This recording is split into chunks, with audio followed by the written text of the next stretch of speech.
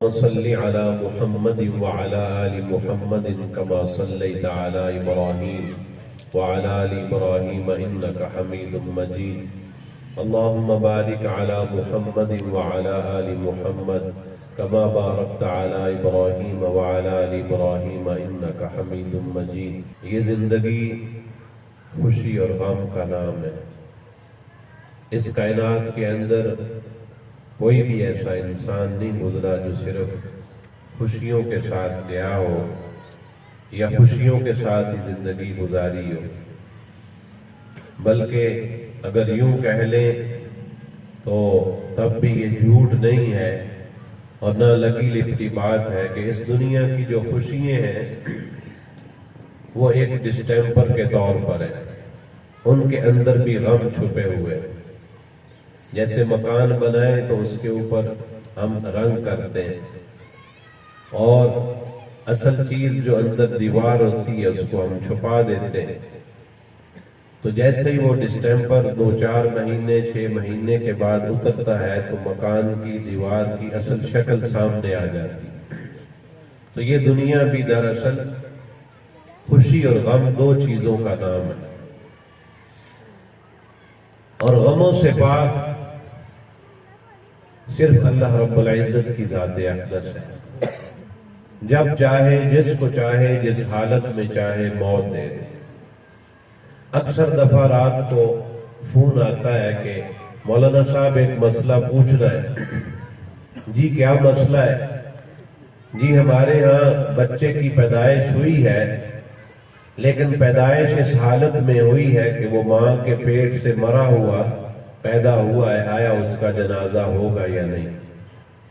اور اکثر دفعہ یہ بھی فون آئے کہ مولانا صاحب مسئلہ پوچھنا ہے کہ بچہ پیدا ہوا اور اس نے صرف ایک سانس لیا ہے یا ایک چیخ ماری ہے اور اس کے بعد وہ فوت ہوا ہے، اب اس کے ساتھ ہم کیا سلوک کریں؟ تو یہ اللہ رب العزت کی مرضی سے سارا جہان چلتا ہے. اس کی قدرت اور اس کے حکم کے بغیر ایک پتا بھی نہیں ہل سکتا.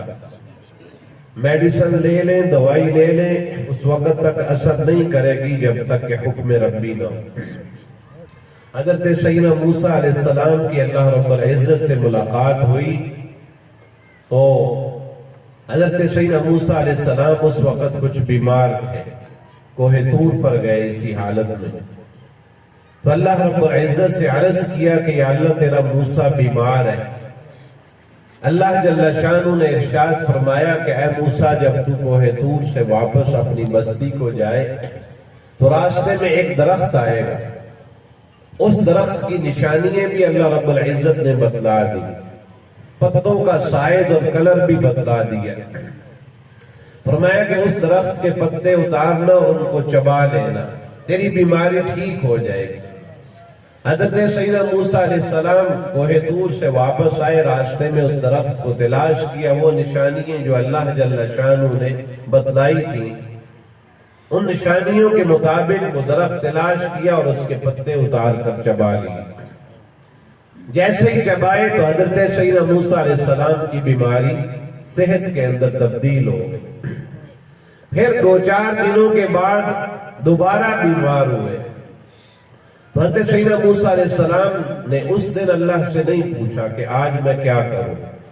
اپنی مرضی سے اسی درخت کے پاس گئے جہاں پہلے گئے تھے اور جا کر پتے اتارے، چبائے تو بیماری پہلے سے زیادہ بڑھ گئی. تو اپنے اللہ سے عرض کیا ہے مالک دو جہان، تیری حکمت تیرے رازوں پہ قربان کہ تیرا موسیٰ بھی وہی ہے، بیماری بھی وہی ہے، درخت بھی وہی ہے. 2-4 دن پہلے اس کے پتے چبائے تو میری بیماری تندرستی میں تبدیل ہو گئی. آج بیماری بھی وہی ہے، موسیٰ بھی وہی ہے اور پتے بھی وہی ہیں. آج چبائے ہیں تو بیماری پہلے سے بھی بڑھ گئی. تو اللہ رب العزت نے حضرت سیدنا موسیٰ علیہ السلام کو ارشاد فرمایا کہ اے موسیٰ، شفا کا تعلق پتوں کے ساتھ نہیں تھا، شفا کا تعلق میرے حکم کے ساتھ تھا. اس دن ان پتوں کے لیے میرا حکم ہو چکا تھا کہ وہ تیرے لیے تندرستی کا ذریعہ بنیں گے. آج تو نے اپنے مرضی سے کھائے، میرے حکم سے نہیں کھائے، اس لیے تیری بیماری صحت کے اندر تبدیل نہیں۔ تو اللہ رب العزت کے ہر حکم کے اندر مصلحتیں اور حکمتیں اور راز پوشیدہ ہوتے ہیں۔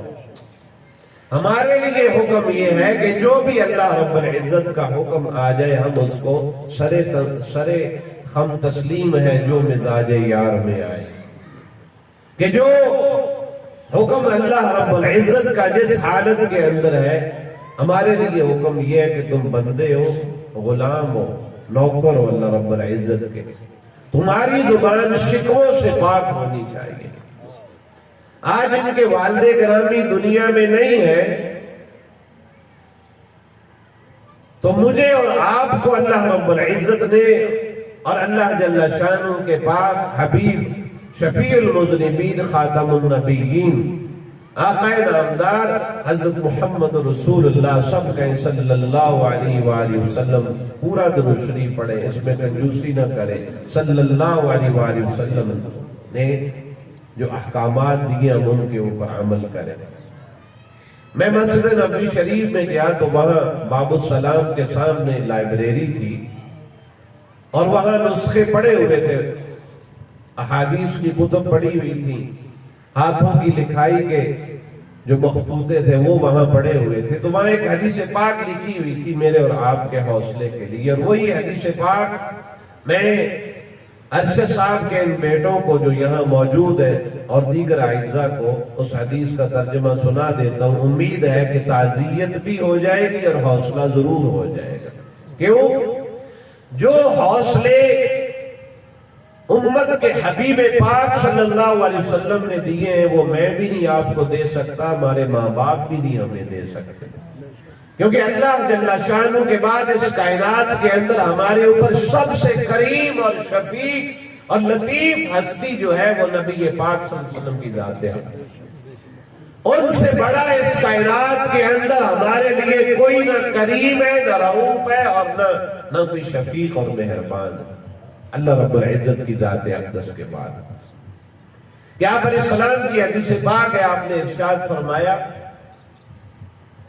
اذا اصاب احدکم مصیبہ، اے میرے امتیوں جب تمہارے اوپر کوئی مصیبت آئے، مصیبتیں کئی طرح کی ہیں، بیماری کے ذریعے بھی مصیبت آ سکتی، فالج شوگر بلڈ پریشر کا آنا یہ بھی ایک تکلیف اور مصیبت، اور ان مصیبتوں کا تذکرہ اللہ رب العزت نے قرآن مجید میں بھی کیا ہے، وَلَنَبْلُوَنَّكُمْ بِشَيْءٍ مِّنَ الْخَوْفِ، کہ کبھی تمہیں آزمایا جائے گا اور ضرور تمہارے اوپر یہ آزمائشیں آئیں گی، تکلیفیں آئیں گی، مصیبتیں آئیں گی، بیماریاں آئیں گی، اور ان کا تذکرہ بھی اللہ رب العزت نے قرآن مجید میں کیا کہ کبھی تمہارے اوپر خوف آئے گا، دشمن کا خوف، والجوع، اور کبھی تمہارے گھروں سے آٹا، گندم، جو، اناج ختم ہو جائے گا، جیسے موجودہ حالات کے اندر چل رہے ہیں کہ بھوک کے ذریعے بھی میں تمہیں آزماؤں گا، خوف کے ذریعے بھی آزماؤں گا، وَنَقْصٍ مِّنَ الْأَمْوَالِ وَالْأَنفُسِ وَالثَّمَرَاتِ، کبھی تمہارے گھروں میں مال کی کمی آ جائے گی، فقر و فاقے کی طرف جاؤ، وَالْأَنفُسِ وَالثَّمَرَاتِ، اور کبھی تم گھر کے اندر 6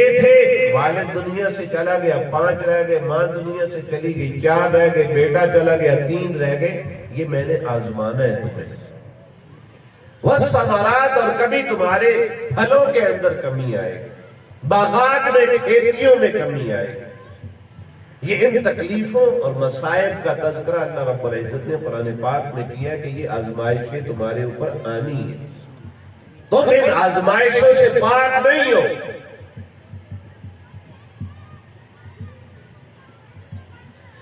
تمہیں ہر وقت ہر لمحہ ان آزمائشوں سے نمٹنے کے لیے اصول اور ضابطے میں دے کر جا رہا ہوں۔ یہ نبی پاک صلی اللہ علیہ وسلم نے ہمیں ضابطے دیے کہ تمہارے اوپر خوف آئے، بھوک آئے، پیاس آئے، جنازے اٹھے، پھل فروٹ کھیتی باڑی کے اندر کمی آئے تو تمہیں ایک ضابطہ دیا جائے گا، تم نے اس ضابطے کے اوپر چلنا ہے۔ ہارون رشید بادشاہ تھا، اس کے زمانے میں ایک مجذوب تھا. مجذوبوں کی باتیں، درویشوں کی باتیں بڑی پیاری ہوتی ہیں. تو وہ کبھی کبھی ملاقات کے لیے ہارون رشید کے دربار میں آیا کرتا تھا. تو ایک دن وہ مجذوب آیا تو ہارون رشید بوڑھا ہو چکا تھا اور اس کے ہاتھ میں لاٹھی پکڑی ہوئی تھی، جو بزرگ حضرات بڑھاپے میں سہارے کے لیے پکڑتے. ہارون رشید بادشاہ نے وہ لاٹھی اس مجذوب کو دی، بہلول مجذوب اس کا نام تھا. لاٹھی دی اور کہا، ارے مجذوبہ، جاؤ ان بستیوں میں اور شہروں میں، اور یہ میری لاٹھی میں تجھے دے رہا ہوں. تجھے اس دنیا میں جو سب سے بے عقل نظر آئے، بے وقوف بندہ نظر آئے، یہ اسے میری طرف سے ہدیہ دے دے. بے عقل ہو. وہ مجذوب آدمی تھا، اس نے لاٹھی پکڑی، بستیوں کے اندر چکر لگائے، ہر ایک کے امتحان لے رہا ہے، باتیں پوچھ رہا ہے، بستیوں میں شہروں میں. کرتے کرتے 2-4 مہینوں کے بعد لاٹھی واپس لے کر آ گیا. واپس لے کر آ گیا تو ہارون رشید بادشاہ کہنے لگا کہ ہاں بھی یہ لاٹھی کیوں واپس لائے ہو؟ میں نے تو تجھے کہا تھا جو اس دنیا میں سب سے بے وقوف آدمی ہو، بے عقل آدمی ہو، اس کو یہ دے دینا. تو اس مجذوب نے ہاتھ میں لاٹھی پکڑی ہوئی ہے جو ہارون رشید بادشاہ نے دی تھی. اس نے دیکھا بادشاہ کا آخری وقت تھا. کہنے لگا، بادشاہ کہاں جا رہے ہو؟ کہاں کی تیاری ہے؟ کہنے لگا، موت، پھر قبر، پھر حشر، کتنا بڑا سفر ہے. تو ہارون رشید بادشاہ کہنے لگا، بہت لمبا سفر ہے. تو وہ مجذوبانہ انداز میں کہنے لگا کہ جو لمبا سفر کرنا ہو تو اس کی تیاری لمبی کرنی پڑتی ہے. تیرا سفر لمبا ہے، تو نے کوئی تیاری بھی کی ہے؟ تو بادشاہ کہنے لگا، نہیں، سفر لمبا ہے، تیاری کوئی نہیں، زیادہ راہ کوئی نہیں، توشہ پاس کوئی نہیں. تو اس مجذوب نے وہ لاٹھی اٹھائی اور کہا، بادشاہ تجھ سے بڑا بیوقوف دنیا میں مجھے نظر نہیں آیا، یہ تیری لاٹھی تجھے مبارک. کہ عقل مندی کا تقاضا یہ کہ سفر لمبا ہو تو زیادہ راہ اس کے لحاظ سے لینا چاہیے. یہاں سے فیصل آباد جانا ہو، شام کو واپس آنا ہو تو آدمی بڑے بڑے بریف کیس نہیں اٹھاتا، ایک آدھ سوٹ اٹھاتا ہے کہ شام کو آ جانا.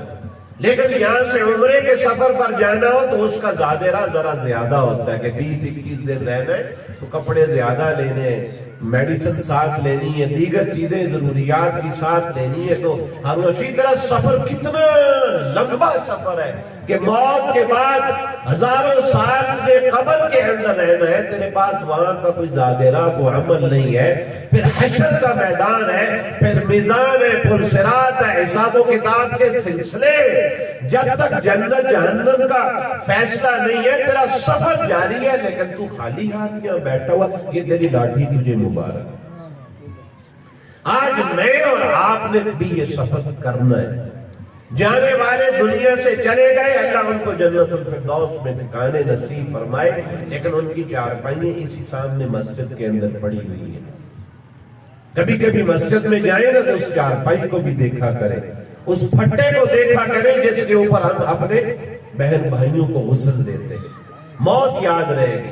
اس لیے حدیث پاک میں آتا ہے کہ تم قبرستانوں میں جایا کرو، تمہیں اپنی موت. قبرستان میں اس نیت سے جاؤ شکستہ قبریں دیکھیں، پھٹی پرانی قبریں دیکھیں، جائیں قبروں کی تختیاں پڑھیں. کتنے ایسے نوجوان تھے جو کہتے تھے کہ 40 سال کے بعد داڑھی رکھوں گا، 40 سال کے بعد نماز پڑھوں گا، ان کی تختیاں لگی ہوئی ہیں. کتنے ایسے تھے جو کہتے تھے 20 سال کے بعد توبہ کروں گا، توبہ کی توفیق نہیں ہوئی، بے ایمانی کی حالت میں گئے. جائیں عمریں دیکھیں قبرستان کے اندر. ان قبرستانوں کے اندر صرف 80 سال کے بوڑھے نہیں ہیں، 20 سال کے جوان بھی ہیں، 40 سال والے بھی ہیں. ایسے بھی ہیں جو ماں کے پیٹ سے آئے، صرف ایک سانس لیا، وہ بھی اسی جگہ پہ دفن ہے. تو اس نے کہا، بادشاہ سفر لمبا ہے، تیاری تیری ہے کوئی نہیں، تجھ سے بڑا بیوقوف کوئی نہیں، اپنی یہ لاٹھی تجھے مبارک. تو نبی پاک صلی اللہ علیہ وسلم نے غم کے آنے کے اوپر ایک بڑا عجیب محبت، بڑا حوصلہ اپنی امت کو دیا. اور آنے ضرور ہے غم، خوف بھی آئے گا، قرآن پاک کا وعدہ والا نبلونکم بشیء من الخوف والجوع، بھوک بھی آئے گی، ونقص من الاموال، مال کی کمی بھی آئے گی، والانفس، جنازے بھی اٹھیں گے، والثمرات، کھیتی باڑی پھل فروٹ کے اندر بھی کمی آئے گی، لیکن تم نے کرنا کیا ہے؟ آپ علیہ السلام نے فرمایا قرآن مجید میں وبشر الصابرین، خوف آئے، بھوک آئے، مال میں کمی آئے، جنازے اٹھے، پھل فروٹ کھیتی باڑی میں کمی آئے، تو تمہارا کام ہے تم نے صبر کرنا ہے، اللہ کی ذات پر شکوہ نہیں کرنا۔ ہمارے گھروں میں جنازہ پڑھو، ہماری مائیں بہنیں بیٹیاں چیخ کر کہہ رہی ہوتی، ہائے کاش اس سے موت نہ آتی، مجھے آ جاتی، تو پھر وہ اللہ تو نہ ہوا، پھر وہ اللہ تو نہ ہوا۔